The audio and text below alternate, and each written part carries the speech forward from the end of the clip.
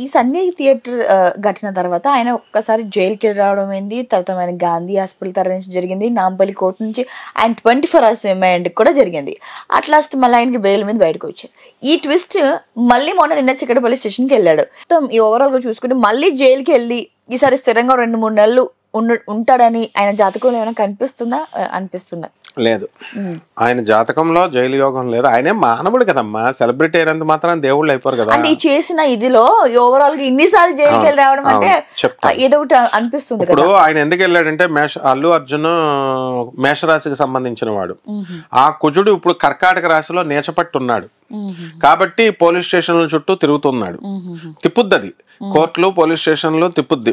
అవి police station అనేటటువంటిది అదివేం పెద్ద బాధపడాల్సిన విషయం కాదు. పోలీస్ ఆఫీసర్స్ ఏమి కర్కోటకలు కాదు. ఈ విధంగా అయినా మన వ్యవస్థ ఏంటి అన్నది చిన్నప్పుడు పుస్తకాల్లో చదువుకున్న పోలీస్ ఆఫీసర్స్ ఎలా ఉన్నారన్నది తెలుసుకుంటాడు.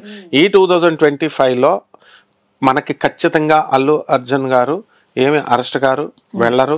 ఇది కండిషనల్ బెయిల్స్ అని ఉంటాయి, పోలీస్ స్టేషన్ బెయిల్స్ అని ఉంటాయి, హైకోర్టులో క్వాష్ ఆర్డర్స్ ఉంటాయి, చాలా లీగల్ ప్రొసీడింగ్స్ ఉంటాయి ఇవన్నీ కూడా. కాబట్టి వీటిని రీచ్ ఆ పోలీస్ ఆఫీసర్స్ బంధించాలనుకుంటే ఆయన 5 నిమిషాల్లో బంధించవచ్చు, రకరకాల సెక్షన్లు పెట్టి. వాళ్ళు చాలా కార్డియల్గా చేశారు. And even government Revanth Reddy గారు కూడా చాలా ట్రాన్స్పరెంట్గా చేశారు. కాబట్టి ఈ వీడి గవర్నెన్స్ రేవంత్ రెడ్డి గారు, చిరంజీవి గారు, వీళ్ళంతా సినిమా హీరోలు, వీళ్ళంతా కలిసి పేద ప్రజలకు ఉపయోగపడేలాగా అల్లు అర్జున్ గారి చేతే కాదు మొత్తం సినిమా హీరోలు అందరి చేత ఒళ్ళు వంచి మెడలు వంచి చేపించాలి ఆయన.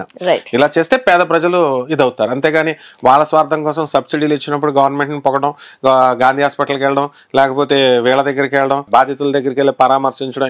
ఒక సీఎం చెప్పేదాకా మీకు వెళ్ళాలని తెలీదా? ఒక సీఎం బిగించినప్పుడు అసెంబ్లీలో మాట్లాడినప్పుడే తెలిసిందా? ఇది నటుల యొక్క లక్షణం కాకూడదు. You should not be selfish. దేవుడు అనేవాడు ఉంటాడు ఖచ్చితంగా. ఇందులో మీ తప్పున్నా లేకపోయినా మానవత్వం బాగా సంపాదిస్తున్న మీరు పేద ప్రజలకి, వికలాంగులకి నిత్యం చేయాలా, ఒకసారి చేస్తే సరిపోదు. కాబట్టి 2025లో ఆయనకేమి జైలుకి వెళ్ళిపోయేది లేదమ్మా.